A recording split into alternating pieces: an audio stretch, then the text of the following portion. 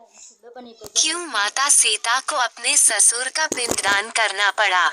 श्री राम की जगह सीताजी ने क्यों किया पिंडदान? वाल्मीकि रामायण में कथा है कि श्री राम लक्ष्मण और सीता के साथ गया तीर्थ में राजा दशरथ के लिए पिंडदान तथा श्राद्ध करने के लिए गए। श्राद्ध का सामान जुटाने के लिए श्री राम और लक्ष्मण एक माणिक्य की अंगूठी बेचने बाजार चले गए। उस समय अकेली सीताजी फल्गु नदी की बालू से खेलने लगी। उसी समय राजा दशरथ वहां प्रत्यक्ष रूप से उपस्थित हो गए। राजा दशरथ ने सीताजी से कहा, मैं भूख से अत्यंत व्याकुल हूँ। तुम मेरी पुत्रवधू हो और मैं तुम्हारा ससुर हूँ। पिंड अर्पण कर मेरी क्षुधा शांत करो। इस पर सीताजी ने कहा, श्री राम की अनुपस्थिति में किस वस्तु से मैं आपको पिंडदान करूं?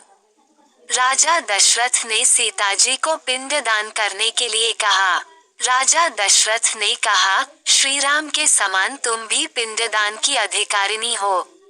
मन में किसी भी प्रकार का संशय न रखकर इस फल्गु नदी, तुलसी आदि किसी को भी साक्षी बनाकर पिंडदान करो।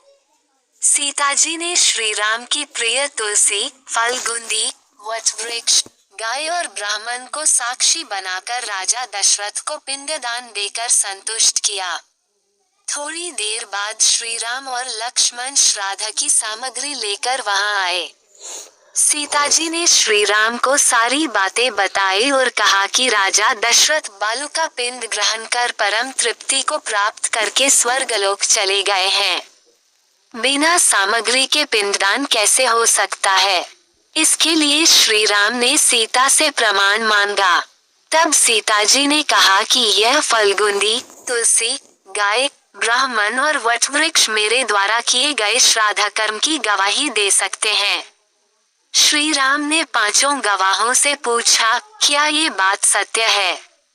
परंतु श्री राम के क्रोध से डरकर फल्गुंदी, तुलसी, गाय और ब्राह्मण सीताजी द्वारा दिए गए पिंडदान की बात से मुकर गए। सिर्फ वटवृक्ष ने सही बात कही।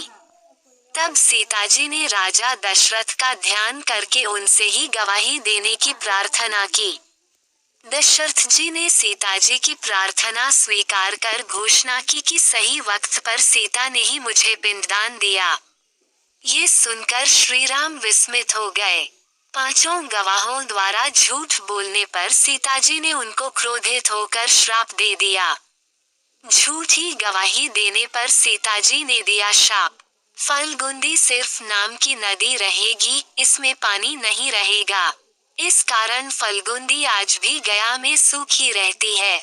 सीता कुंड पर दिया जाता है बालू का पिंडदान। फल्गुंदी के तट पर सीता कुंड में पानी के अभाव में आज भी सिर्फ बालू या रेत से पिंडदान दिया जाता है।